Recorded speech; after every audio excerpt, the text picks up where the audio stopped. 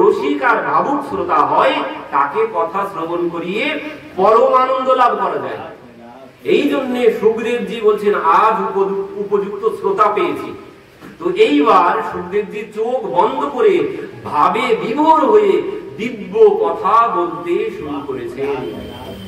বলছেন, পরীক্ষিত, যে সময় এই ধরাধামে সমস্ত দুষ্ট রাজাদের প্রভাব বেড়ে গিয়েছিল, এই ধরাধামে দুষ্ট রাজাদের প্রভাব যখন বেড়ে গেছে, ওই কংস জরাসন্ধ আদি দুষ্টের প্রভাব যখন বেড়ে গেছে, এই পৃথিবী মাতা এই দুষ্টের ভার আর সহ্য করতে পারছেন না। তিনি কি করেছেন? তিনি গো মাতার রূপ ধারণ করেছেন। এই পৃথিবী বসুন্ধরা মাতা গো মাতার রূপ ধারণ করেছেন। গো মাতার রূপ ধারণ করে তিনি গেছেন কোথায়? ব্রহ্মার কাছে। ব্রহ্মার কাছে গিয়ে সব নিবেদন করলেন যে আমি এই বসুন্ধরাকে, এই পৃথিবীকে আমি আর ধারণ করতে পারছি না। কেন? বলছেন ওই পাপীদের ভার আমি আর সহ্য করতে পারছি না, আপনি কোনো ব্যবস্থা করুন, এই ভার মুক্ত করুন। ব্রহ্মা কি করলেন? সেই গোমাতাকে মানে বসুন্ধরাকে নিয়ে গেলেন বৈকুণ্ঠে ভগবানের কাছে। ভগবানকে গিয়ে সব নিবেদন করলেন। ভগবান বললেন, মা তোমার কোনো চিন্তা নেই, আমি খুব শীঘ্রই ধরাধামে অবতীর্ণ হব। মা তুমি নিশ্চিন্তে এখান থেকে চলে যাও। মা তোমার কোনো চিন্তা নেই, আমি খুব শীঘ্রই আসবো। গো ব্রাহ্মণ্য হিতায়চ, গো ব্রাহ্মণ ভক্তদেরকে রক্ষা করার জন্য আমি খুব শীঘ্রই ধরাধামে আসছি। মা তোমার কোনো কষ্ট, তোমার কোনো দুঃখ পেতে হবে না। তো এই বলে ব্রহ্মা বসুন্ধরা বৈকুণ্ঠ থেকে চলে এলেন। ব্রহ্মা স্বর্গে এলেন। স্বর্গে এসে সমস্ত দেবতাদেরকে বলছেন, বসুদেব গৃহে সাক্ষাৎ ভগবান পুরুষ পরঃ জনিষ্যতে তৎপ্রিয়র্থম সম্ভবন্তু সুর স্ত্রিয়ঃ। ব্রহ্মা বলছেন দেবতাদেরকে, কি বলছেন? বসুদেব গৃহে সাক্ষাৎ ভগবান পুরুষ পরঃ। বলছেন স্বয়ং ভগবান তিনি অবতীর্ণ হবেন কোথায়? বসুদেবের গৃহে তিনি অবতীর্ণ হবেন। বলছেন আর তিনি নিজে একা আসবেন না, তিনি তার প্রিয়াকেও সাথে নিয়ে আসবেন মথুরা মণ্ডলে। তো দেবতা তোমরাও চলে যাও, তোমরাও একা যেও না। ভগবান নিজে একা আসছেন না, তার প্রিয়াকে সাথে নিয়ে আসবেন। তোমরাও ঠিক তোমাদের প্রিয়াকে নিয়ে মথুরা মণ্ডলে গিয়ে জন্মগ্রহণ করো। তোমরা প্রভুর সেবা করবে আর তোমাদের পত্নীরা তারা প্রিয়াজির সেবা করবে। তো এই কথা শ্রবণ করে সমস্ত দেবতারা দেবীরা মথুরায় এসে জন্মগ্রহণ করতে শুরু করলেন। আর এই মথুরা কি? মথুরা ভগবান অত্র নিত্যম সন্নিহিত হরি। বলছেন এই মথুরা মণ্ডলে ভগবান নিত্য বাস করেন। এই মথুরা মণ্ডল হচ্ছে মোক্ষদা পুরী। এই মথুরাতে যদি কেউ প্রাণ ত্যাগ করেন সে কি হবে? মোক্ষ লাভ করবে। তাই সে কোনো ভজন সাধন করুক আর নাই করুক, এই মথুরা মণ্ডলে, শুধু মথুরা মণ্ডল নয় আরো ক্ষেত্র আছে। কোথায় কোথায়? অযোধ্যা, মথুরা, মায়া, কাশী, কাঞ্চি, অবন্তিকা, পুরী, দ্বারা, অবন্তি চৈব সপ্তৈতা মোক্ষদায়কঃ। কি বললেন?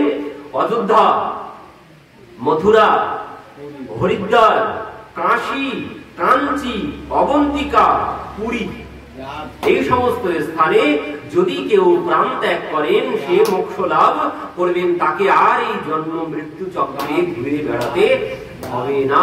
এই যেমন আজ আমাদের জন্মাষ্টমীর ব্রত, বলছেন এই ব্রত যদি কেউ পালন করেন, এই ব্রতে যদি এই দিন যদি কেউ ভগবানের কথা শ্রবণ করেন, তাকেও আর জন্ম মৃত্যু চক্রে ঘুরে বেড়াতে হবে না, সেও মোক্ষ লাভ করবেন। আর যদি সময় থাকে পরে আমরা এর মাহাত্ম্য কথা শ্রবণ করব। তো এই মথুরা মণ্ডলে ভগবান আসবেন বলেছেন, দেবতারা সবাই এখানে এসে জন্মগ্রহণ করছেন। তো সে সময় এই মথুরা মণ্ডলের রাজা কে ছিলেন?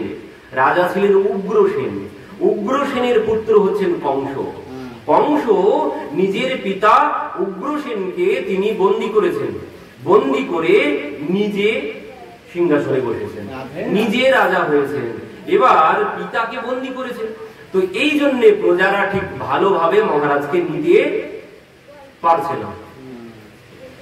মহারাজ কংস নিজের পিতাকে বন্দী করেছেন, করে তিনি সিংহাসনে বসেছেন।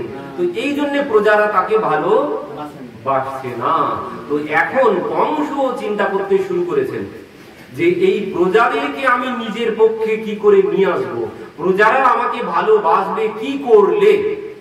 সমস্ত মন্ত্রীদেরকে ডেকে, সভাসদদেরকে ডেকে সভা বসিয়েছেন, মানে মিটিং বসিয়েছেন।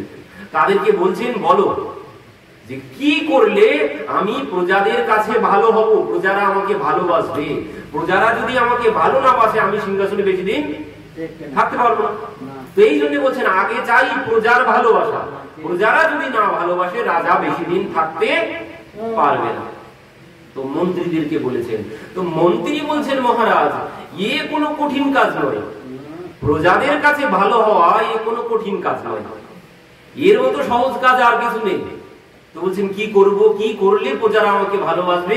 মহারাজ আপনি কোনো চিন্তা করবেন না, প্রজাদেরকে আপনি কিছু দান দক্ষিণা করুন, সমস্ত প্রজাদেরকে কিছু দান দক্ষিণা করুন, ওই লক্ষ্মীর ভান্ডার দিয়ে দিন একটা করে, সবাইকে একটা করে লক্ষ্মীর ভান্ডার দিয়ে দিন, মাসে 1000 করে টাকা দিয়ে দিন, দেখবেন সবাই আপনাকে ভালোবাসবে।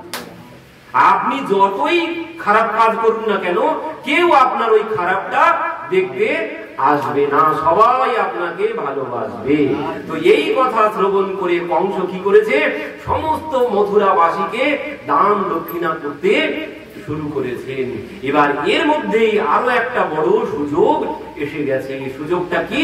সুযোগটা হচ্ছে খুড়তুত বোন দেবকী আর বসুদেবের বিবাহ। এবার এই সুযোগে কংস কি করেছে, সমস্ত মথুরাবাসীকে নিমন্ত্রণ করেছে, করে বলছে তোমরা সবাই উপস্থিত থাকবে, তোমাদের সবাইকে আমি অনেক দান দক্ষিণা করব। আর দান দক্ষিণার কথা শ্রবণ করে তো সব আমাদের মতো অবস্থা, লক্ষ্মীর ভান্ডার নেওয়ার জন্য সব দলে দলে যোগদান করেছে। এবার কি হয়েছে, বিবাহের দিন এই কংস নিজেই সব কিছু ব্যবস্থা সব কিছু একাই করছে। একজন মহারাজ সমস্ত কাজকর্ম বিবাহ বাড়িতে সবাই একা দেখাশোনা করছে, যত লোকজন আসছে তাদের বসানোর জায়গা, তাদের সব কিছু মহারাজ নিজেই করছে। আর এই দেখে যারা আসছে তারা ভাবছে আমরা তো মহারাজকে যা ভেবেছিলাম তা তো নয়, এই মহারাজকে তো খুব খারাপ বলে মনে হচ্ছে না। একজন মহারাজ এই সব কাজ করতে পারে কোনোদিন? সম্ভব নয় কোনোদিন। তো একজন মহারাজ হয়ে তিনি এই সমস্ত কার্য করছে, তো মহারাজ তো ভালোই, আমরা যা ভেবেছিলাম তা তো নয়।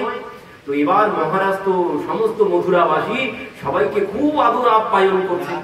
এবার কি হয়েছে, ওই বিবাহের মণ্ডপে উনি নিজে বসে আছেন।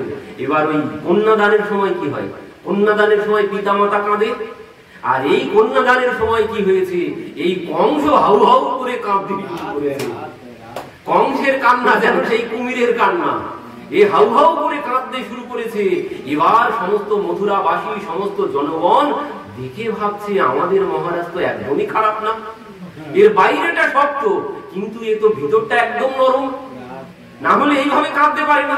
তার নিজের কন্যা না, নিজের পিতামাতা কাঁদে কন্যাদানের সময়, এনার বোন, তাও নিজের বোন না, খুড়তুতো বোন, তার বিবাহের সময় ইনি এইভাবে কাঁদছেন। আহা, এমন মহারাজ এমন মানুষ তো হয় না, ইনি তো নারিকেলম সমাকারম, মানে নারিকেলের মতো, নারিকেলের বাইরেটা শক্ত কিন্তু ভাঙন ভিতরে জল, ভিতরে নরম ভিতরে জল।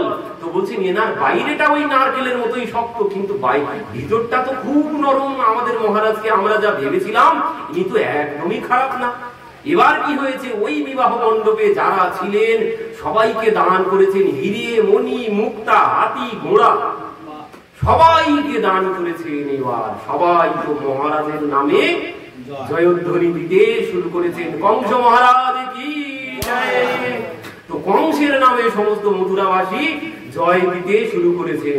আর এই জয়ধ্বনি কোথায় গিয়েছে, এই জয়ধ্বনি স্বর্গে গিয়ে উপস্থিত হয়েছে,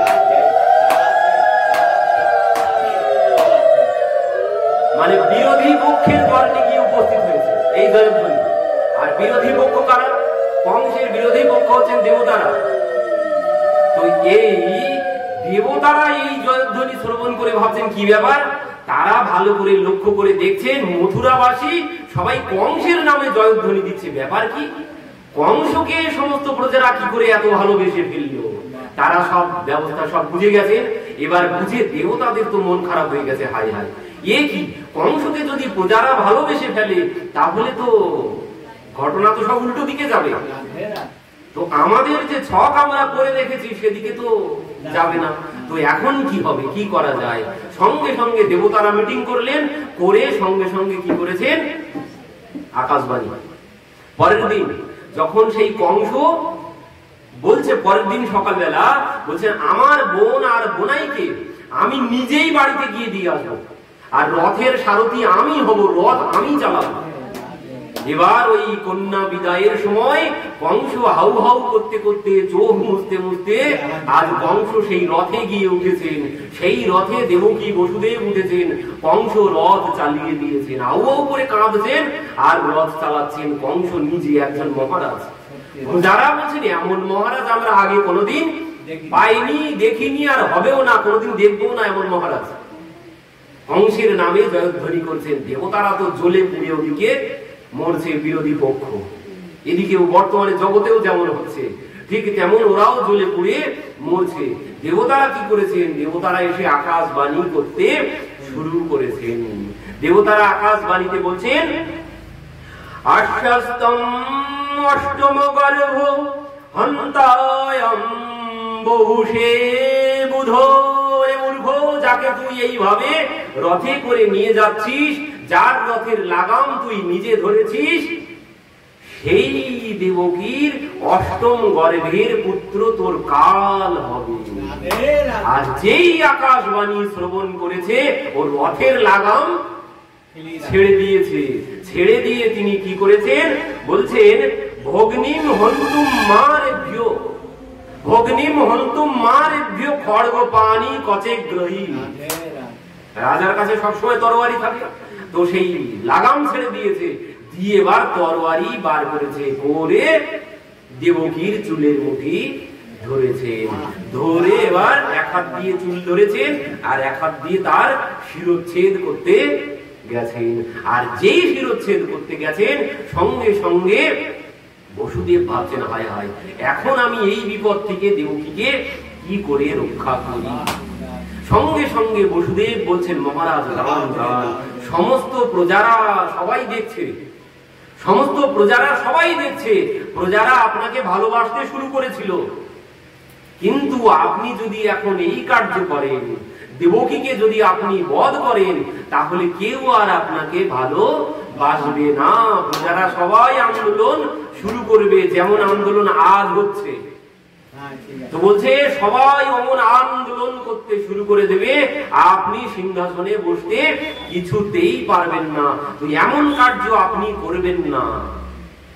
এ তো আপনার নিজের বোন, না হলেও আপনার বোন, তো আকাশবাণী যা হয়েছে, আকাশবাণীতে কি বলেছে, এ তো আপনাকে হত্যা করবে না, এর অষ্টম গর্ভের সন্তান আপনার কাল, তো একে আপনি কেন বধ করছেন, আপনি এর অষ্টম গর্ভের সন্তানকে বধ করবেন, সেই হচ্ছে আপনার কাল। তো মহারাজ আপনার কোনো চিন্তা করতে হবে না, দেবকীর যত সন্তান হবে সব সন্তানকে আমি আপনার হাতে তুলে দেব, আপনার ভয় পাওয়ার কোনো কারণ নেই।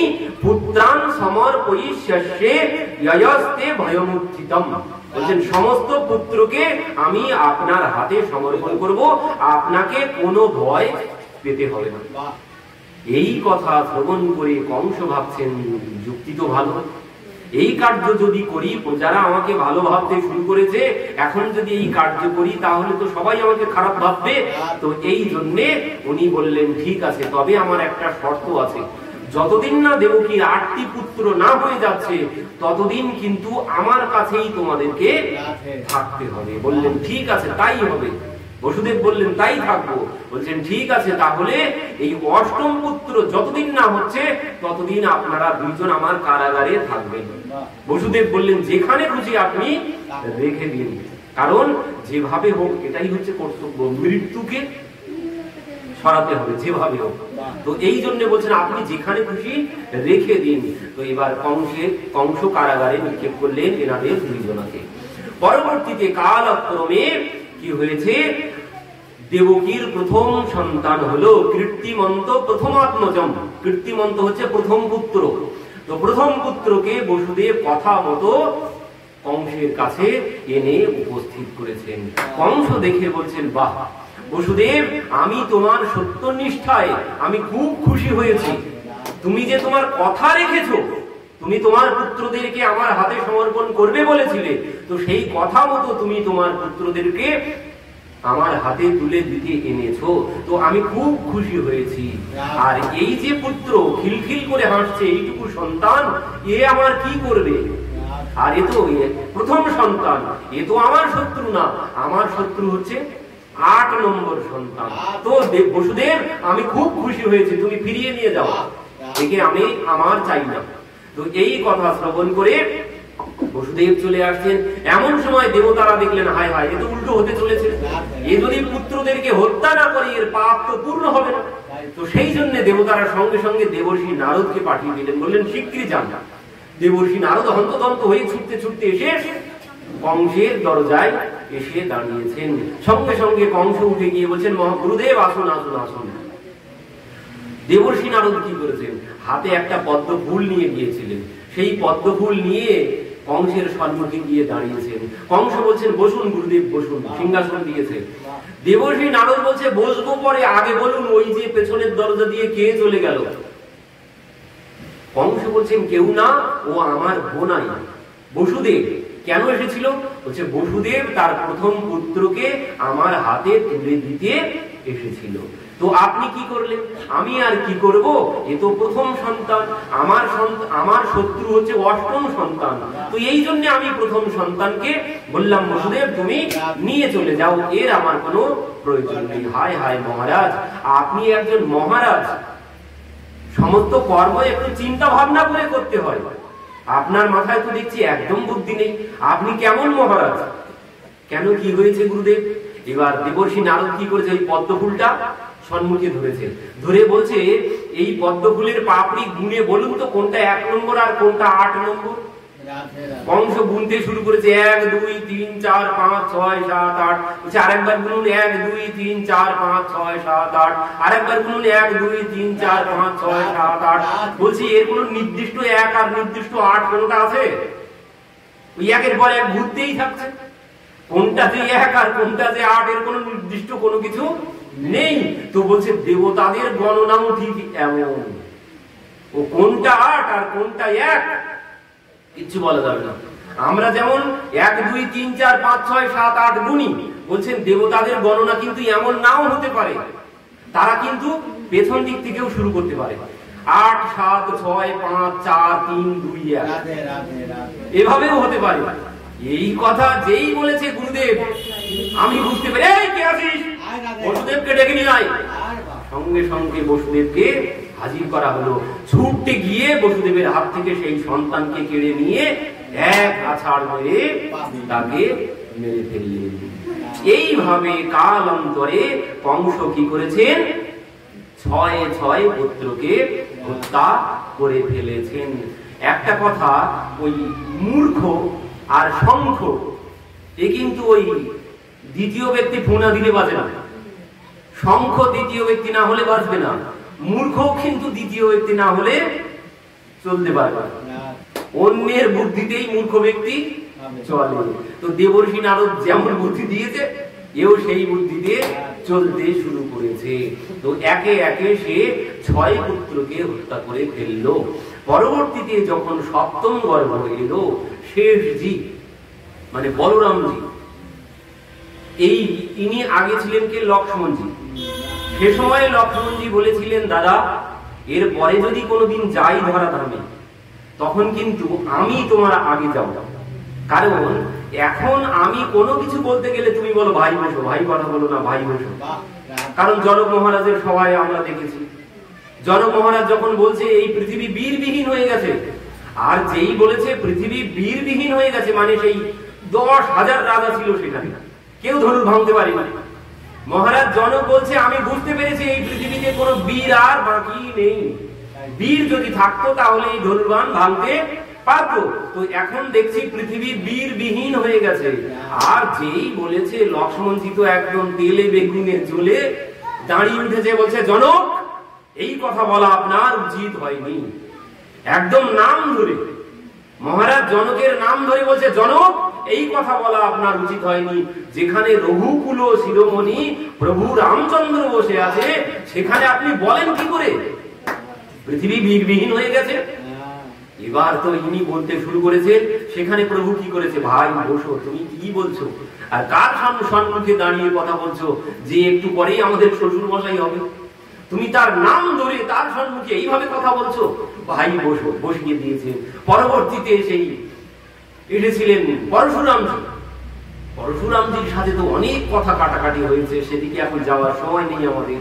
তো সেখানেও বলছেন লক্ষ্মণজি বলছেন এই ধনুর্বাণের প্রতি যদি আপনার এত মোহ থাকে তো আপনি কোনো চিন্তা করবেন না, একজন ভালো কারিগর ভালো মিস্ত্রি ডেকে এনে ওই ধনুর্বাণ জুড়ে দেব, আপনি কাঁধে করে নিয়ে ঘুরে বেড়াবেন।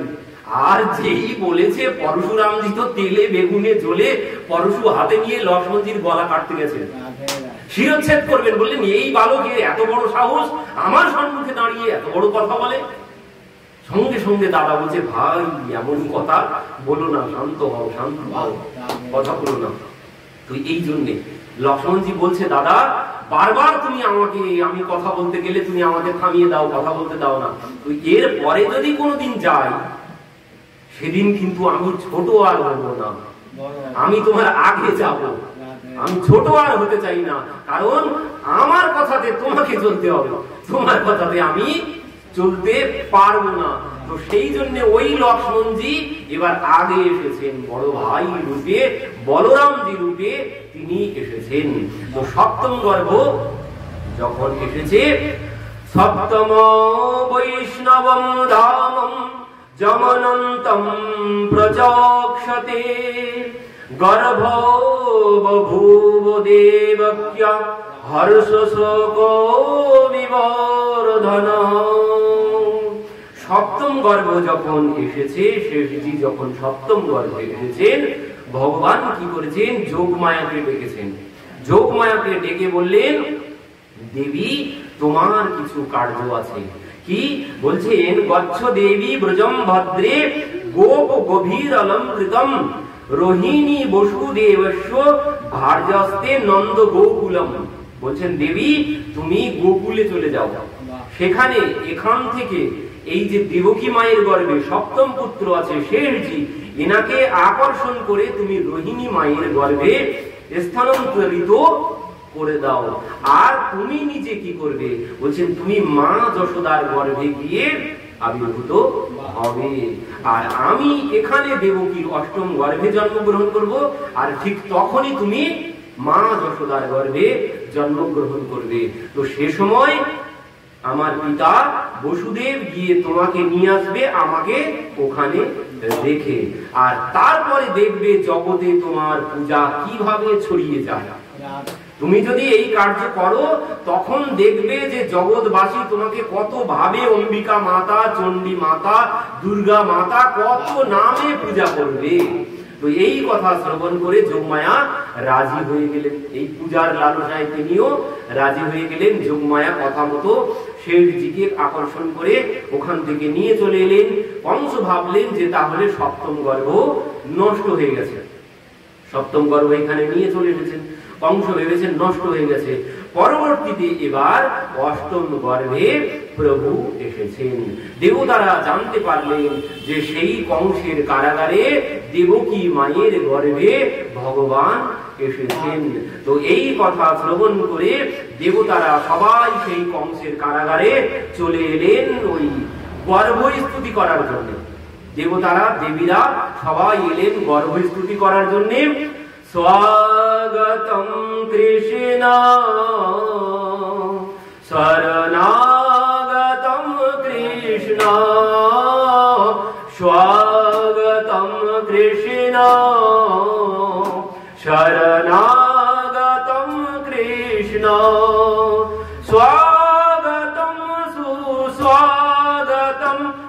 শরণাগতম কৃষ্ণ স্বাগতম কৃষ্ণ শরণাগতম কৃষ্ণ সত্যব্রতম সত্যপরম ত্রিসত্যম সত্যস্য যোনিম নিতম চ সত্যে সত্যস্য সত্য মৃত সত্য নেত্রম সত্যাত্মকম তম শরণম প্রপন্য স্বাগতম কৃষ্ণ শরণাগতম কৃষ্ণ। দেবতারা গর্ভস্তুতি করে চলে গেলেন। তো দেবতারা যখন গর্ভস্তুতি করে এখান থেকে চলে গেলেন, পরবর্তীতে বলছেন কত সর্বগুণ পেত কাল পরম শোভনম অতঃ সর্বগুণ পেত কাল পরম শোভনম। আস্তে আস্তে সেই সর্বগুণ সম্পন্ন সময় এসে উপস্থিত হয়েছে। কোন সময়? বলছেন ভাদ্র মাস। ভাদ্র মাসের কৃষ্ণপক্ষ, কৃষ্ণপক্ষে অষ্টমী তিথি। অষ্টমী তিথিতে বুধবার ছিল সেদিন। বুধবারে হর্ষণ যোগ, হর্ষণ যোগে রোহিণী নক্ষত্র, রোহিণী নক্ষত্রে মধ্যরাত্র 12টা বেজেছে। আর এমন সময় বলছেন ববৌ বায়ু সুখস্পর্শ, মৃদু মন্দ বাতাস বইছে। আর কি হয়েছে? বলছেন গ্রীষ্ম বর্ষা শরৎ হেমন্ত শীত বসন্ত সমস্ত ঋতু একসাথে এসে উপস্থিত হয়েছে। অষ্টমীর দিনে চন্দ্র পূর্ণ চন্দ্র, পূর্ণিমায় যেমন পূর্ণ গোল চন্দ্র, ঠিক ওই পূর্ণ চন্দ্রের উদয় হয়েছে অষ্টমীর দিন। আজ রাতে অষ্টমীতে পূর্ণ চন্দ্রের উদয় হয়েছে। আর বহু বায়ু সুখস্পর্শ, মৃদু মন্দ বাতাস বইছে। গ্রীষ্ম বর্ষা শরৎ হেমন্ত সব একসাথে বইছে। আবার মৃদু মৃদু বৃষ্টিও হচ্ছে। হংসগুলো সব যমুনার জলে খেলা করছে। কুমুদ কমল কহল্লা, যারা রাত্রিতে, যারা দিনের বেলা এক একটা ফুল এক সময়ে ফোটে, কেউ সূর্যের আলোয়, কেউ চন্দ্রের আলোয়, কিন্তু বলছে এখন আর না, এখন আর ওসব কোনো নিয়ম নেই, সব একসাথে, সমস্ত ফুল সব একসাথে ফুটেছে। কেন? প্রভুর সেবা করার জন্য। ঋতুগণ প্রভুর সেবা করার জন্য সব একসাথে এসেছে আজ। কারণ ওই প্রধানমন্ত্রী যদি আসে তখন কিন্তু কারো আর ছুটি থাকে না, সবাই রাস্তায় নামতে হয়। তো এই জন্যে বলছেন এনারা সবাই সেবক, এই জন্য সবাই একসাথে এসে উপস্থিত হয়েছেন। রাত্রিতে যে ফুল ফোটে তারা তো ফুটেছে, দুপুরবেলা যে ফুলগুলো প্রস্ফুটিত হয় সেগুলো এখন ফুটেছে। আজ চন্দ্রমা পূর্ণ চন্দ্র হয়েছে। কেন? বলছেন এর পিছনেও কারণ আছে। রাম অবতারে যখন এসেছিলেন, রাম অবতারে এসেছিলেন কখন? দুপুর 12টার সময়। কৃষ্ণ অবতারে এসেছেন রাত্রি 12টার সময়। কেন?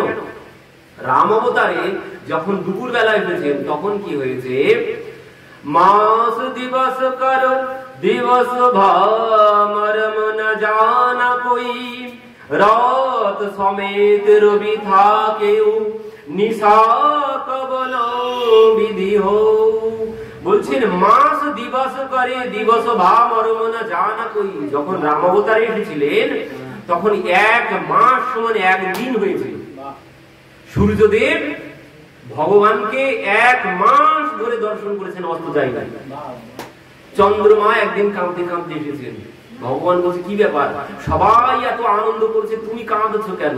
তো চন্দ্রমা বলছেন প্রভু আমি এক মাস ধরে লাইনে দাঁড়িয়ে আছি, তোমাকে দর্শন করার সুযোগ পাচ্ছি না।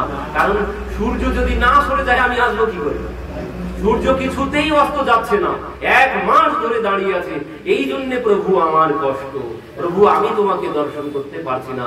ভগবান বললেন তোমার কোনো চিন্তা নেই, তোমার কোনো কষ্ট পেতে হবে না।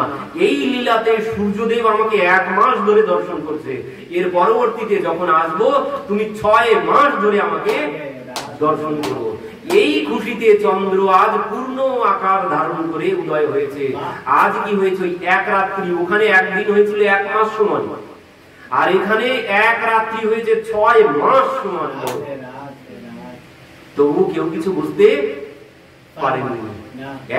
6 মাস ধরে চন্দ্রদেব দর্শন করেছিলেন। তো সে সময়ে যখন রাম অবতারে তো বলছেন প্রভু আমি তো আমার কষ্ট তাহলে কি হবে? তো বলছেন তোমার কোনো কষ্ট নেই, আগামীতে তোমার সময়ই আসবো। আর এখন আমি সূর্য বংশে এসেছি, তো তোমার সময়েও আসেনি, সূর্য বংশে এসেছি। বলছেন এর পরবর্তীতে আমি চন্দ্র বংশে মানে তোমারই বংশে যাব, তোমার কোনো দুঃখের কারণ নেই, তোমার বংশেই যাব, তোমার সময়েই যাব। আর এখন আমার নাম হবে রাম, আর আমার নামের সাথে তোমার নামটাও জোড়া থাকবে। এই জন্য তিনি হয়েছেন রামচন্দ্র ভগবান কি জয়। তো চন্দ্রমা হাসতে হাসতে আনন্দ করতে করতে সেখান থেকে চলে এলেন। তো এই জন্য প্রভু এই রাত্রিতে এসেছেন। আর রাত্রিতে আসার কারণ কি?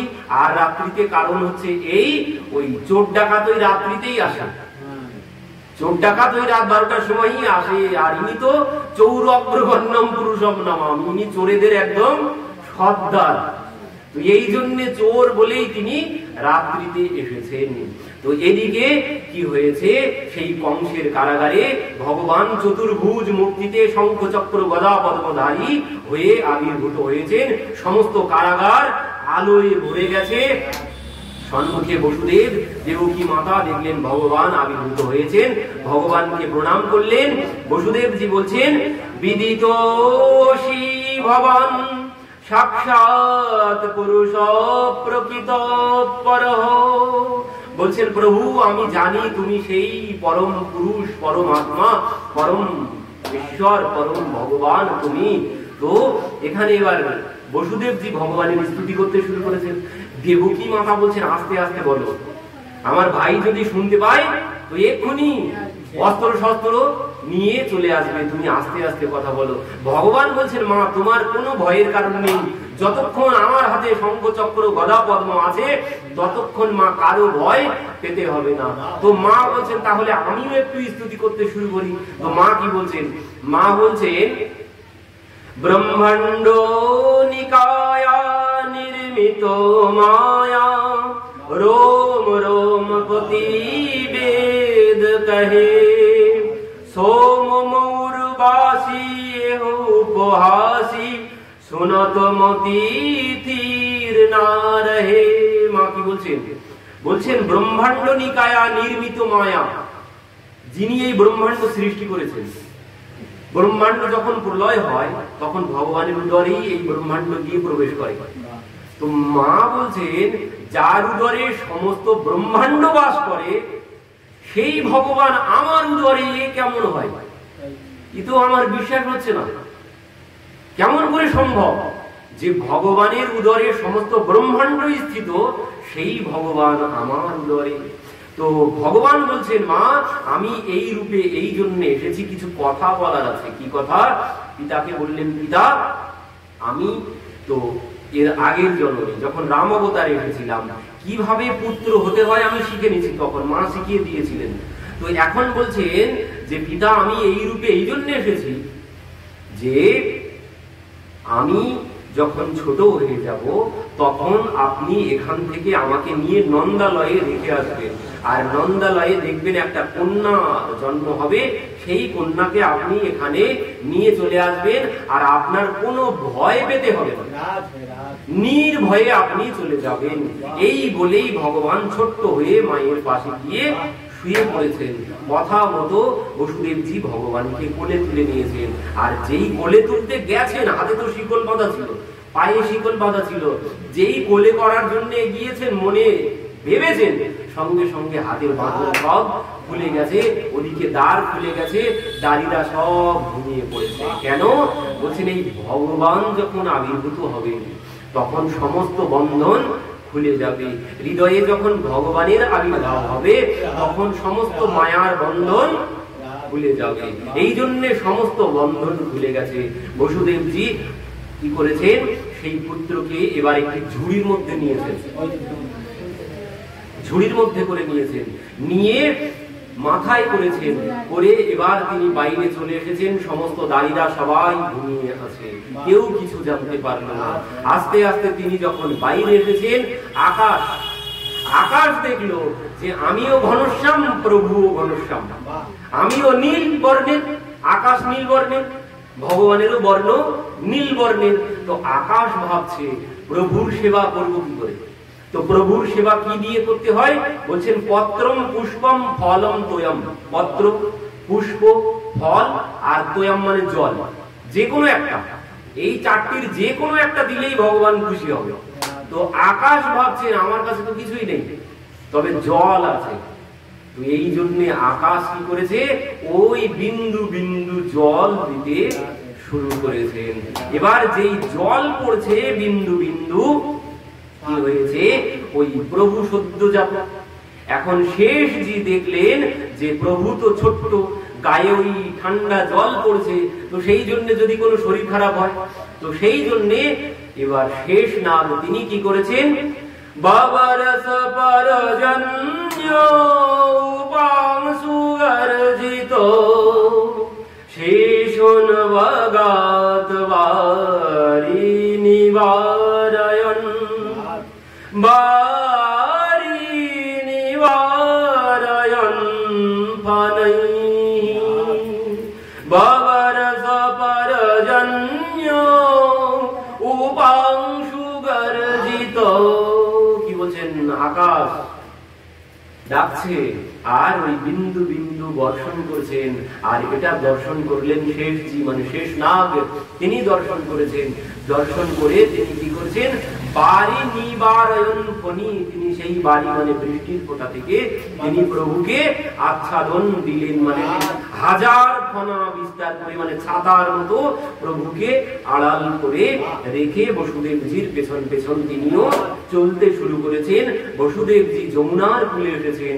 যমুনা দেবী ভাবছেন পতি দেবতা তো প্রথম আসছেন, তো পতিকে দর্শন করতে হয়। তো সেই জন্য তিনি কি করেছেন? বসুদেবজি যেই যমুনায় নেমেছেন, সঙ্গে সঙ্গে তো যমুনা ছিল চরণের নিচে, সেই যমুনা আস্তে আস্তে গলা সমান উঠে গেছে। কেন? পতিদেবকে দর্শন করার জন্য। আর যেই পিতা ভয় পাচ্ছে, সঙ্গে সঙ্গে ভগবান কি করেছেন? ঝুড়ির ভিতর থেকে চরণ দুখানা বাইরে বার করেছেন। আর যেই বাইরে বার করেছেন, যমুনা দেবী সেই চরণ ধৌত করে আবার শ্বশুরের চরণ তলে এসে উপস্থিত হয়েছেন। বসুদেবজি যমুনা পার হয়ে এবার নন্দালয়ে এসে উপস্থিত হলেন। নন্দালয়ে এসে দেখলেন সেখানেও দ্বারে কেউ নেই, সব ঘুমিয়ে আছে, দ্বার খোলা। সেখানে মা যশোদার ঘরের মধ্যে তিনি প্রবেশ করলেন। সেখানে গিয়ে দেখলেন মা যশোদা মিথুন সন্তান প্রসব করেছেন, একটি কন্যা আর একটি পুত্র। তো সেখানে এই পুত্রকে রেখে দিলেন। সেখান থেকে ওই কন্যাকে নিজের ঝুড়ির মধ্যে করে নিয়ে চলে এলেন। ওদিকে দুই পুত্র এক হয়ে গেলেন। ইনি কন্যাকে নিয়ে চলে এলেন। কন্যাকে নিয়ে কারাগারের মধ্যে যেই রেখেছেন, সঙ্গে সঙ্গে চারিদিকে আবার সেই হাত করা বেড়ি সব পড়ে গেল। ওদিকে দ্বার বন্ধ হয়ে গেল, দাঁড়িরা জেগে উঠেছে।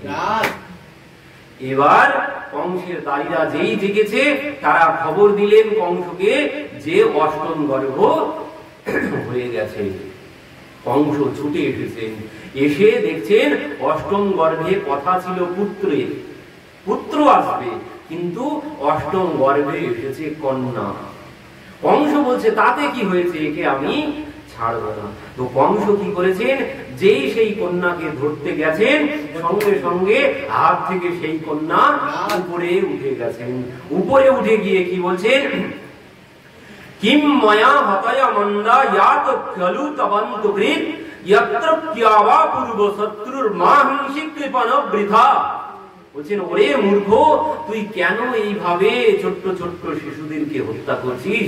তোকে যে হত্যা করবে সে তো জন্মগ্রহণ করেই ফেলেছে।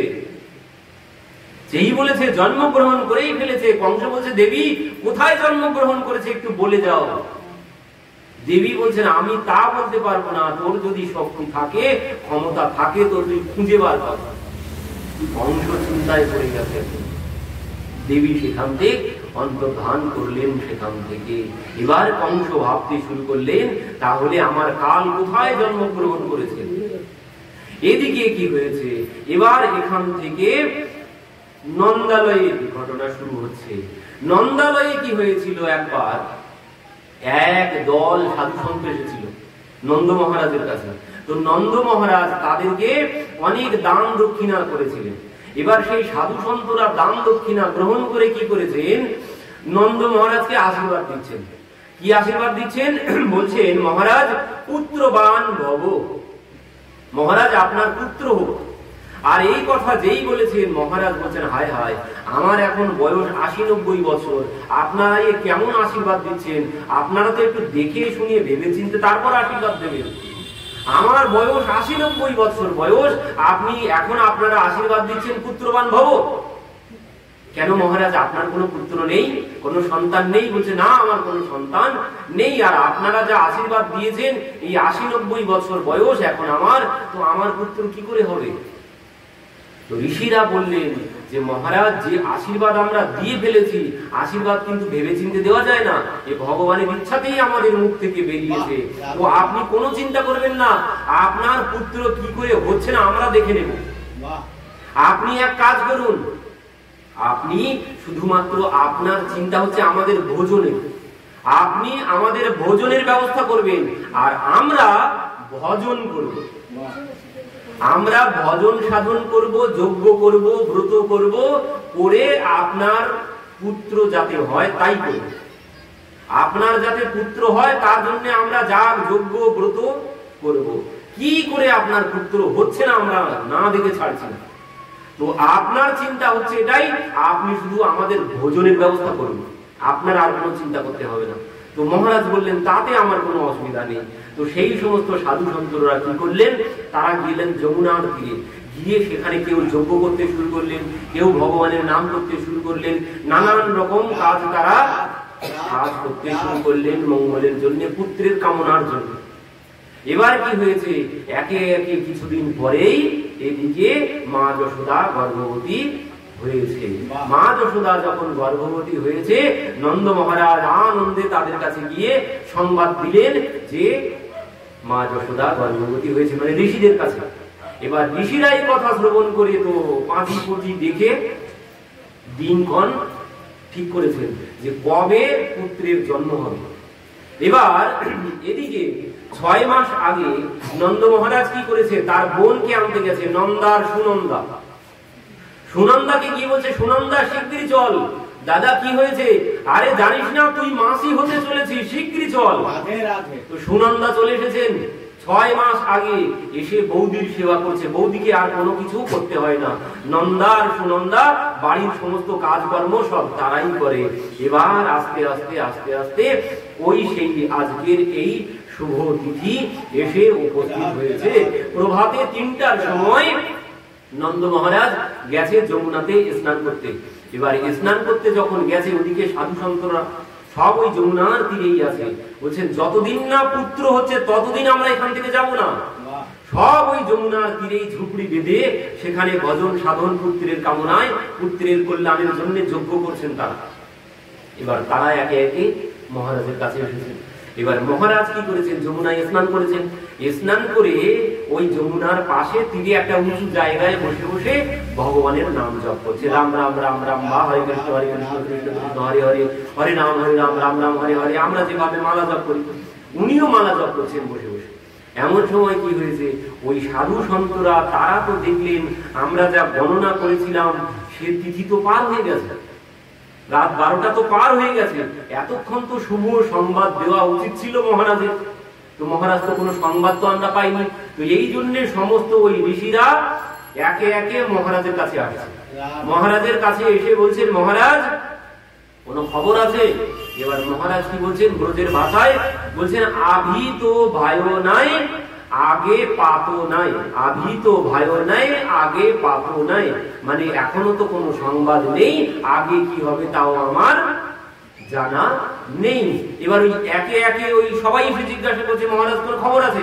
এবার ইনি ওই মালা জপ করছিলেন। এবার মালা জপ করতে করতে ওই আভি তো ভাই নাই আগে পাতো নেই, আভি তো ভাই নাই আগে পাতো নেই, মানে সেই ভগবানের নাম করা ভুলে গেছে। সবাইকে ওই উত্তর দিতে দিতে এখন বলছেন, এখনো জানি না আগে কি হবে তাও কিচ্ছু জানি না, ওই আভি তো ভাই নাই আগে পাতো নেই, এই মালা জপ করতে শুরু করেছেন ভগবানের নাম বাদ দিয়ে। এদিকে কি হয়েছে, রাত যখন 4টা বেজেছে, সুনন্দার ঘুম ভেঙেছে। সুনন্দা ঘুম ভেঙেই দেখছে বৌদির ঘরের দরজা খোলা। কি ব্যাপার, বৌদির ঘরের দ্বার খোলা কেন? ও দৌড়িয়ে এসেছে, দৌড়িয়ে এসে একটু ওই দরজা দিয়ে উঁকি মেরে ভিতরে দেখেছে। আর যেই দেখেছে, দেখছে বৌদির পাশে একটা নীল পদ্ম ফুটে আছে। আর এই দেখেই তো সুনন্দার আনন্দের সীমা নেই। সুনন্দা বলছে, হ্যাঁ গায়ো, হ্যাঁ গায়ো, হ্যাঁ গায়ো, হ্যাঁ গায়ো, হ্যাঁ গায়ো, মানে হয়ে গেছে, হয়ে গেছে। এবার এই চিৎকার শ্রবণ করে সবাই বলছে, আরে কা ভাইও, কা ভাইও, মানে কি হয়েছে, কি হয়েছে? সুনন্দা একদম চুপ, আর কোনো কথা বলছে না। বলছে, আমার দাদা কোথায় বলো, আমার দাদা কোথায় বলো। বলছে, তোমার দাদা এখন যাও যমুনার তীরে কোথাও বসে বসে নাম জপ করছে। এবার যমুনার তীরে ছুটতে ছুটতে হাঁপাতে হাঁপাতে সুনন্দা আসছে। কেন? আগে যদি আমি দাদাকে গিয়ে খবর দিতে পারি তো অনেক দান দক্ষিণা পাবো। এই জন্য সুনন্দা ছুটতে ছুটতে আসছেন যে আগে গিয়ে আমি দাদাকে খবর দেব। সুনন্দা হাঁপাতে হাঁপাতে হাঁপাতে হাঁপাতে এই হাঁপাতে হাঁপাতে গিয়ে দাদার সম্মুখে গিয়ে দাঁড়িয়েছে। দাদা বলছে, কি রে সুনন্দা, তুই এইভাবে হাঁপাচ্ছিস কেন? কি হয়েছে বল, কি হয়েছে? আরে দাদা আগে বলো কি দেবে তাই বলো। আরে না বল কি হয়েছে, আগে বল কি হয়েছে। আরে না দাদা বলো, তুমি আগে বলো কি দেবে তাই বল। আরে আগে বল বোন কি হয়েছে বল, দেখতে পাচ্ছিস না 80-90 বছর বয়স হয়ে গেছে, বেশি টেনশন করলে কিন্তু হার্ট ফেলও করতে পারি, তো আগে বল কি হয়েছে। না দাদা আগে বলো তুমি কি দেবে। এবার নন্দ মহারাজ না পেরে কি করেছে, ওই গাঁট থেকে সিন্ধুকের চাবিটা খুলে ওর হাতে দিয়ে দিয়েছে। বলছে, যা দরকার তুই নিয়ে নিস, বল কি হয়েছে। এবার যেই বলেছেন, বলছেন যে तेरे घर पे लाला को जन्म है गयो, কৃষ্ণচন্দ্র ভগবান জয়। আর এই কথা যেই বলেছেন, নন্দ মহারাজ আনন্দে নাচতে শুরু করেছেন। মাইয়া যশোদা জয় লাল, বাধাই বাজে গোকুল মে, মাইয়া যশোদা জয় লাল, বাধাই বাজে গোকুল মে, मैया यशोदा जय लाल, बधाई बजे गोकुल में, खुश खबरी सबको सुनाओ, झालर शंख नगाड़ा बजाओ, गाओ रे गाओ गुणगान, बधाई बजे गोकुल में, मैया यशोदा जय लाल, बधाई बजे गोकुल में। এদিকে গোকুলবাসী তারা কি করেছিল, তারা 6 মাস আগে থেকে নূতন জামা কাপড় কিনে বসে আছে। যে নন্দ মহারাজের যেদিন ছেলে হবে সেদিন তারা ওই নূতন পোশাক পরে সেই নন্দ মহারাজের ছেলেকে দেখতে আসবে। সেই জন্য এবার নন্দ মহারাজ বলছে সবাইকে সমস্ত গোকুলে খবর দাও। এবার সমস্ত গোকুলে খবর দেওয়া হলো, সবাই এবার নূতন পোশাক পরে নন্দ মহলে এসে উপস্থিত হয়েছেন।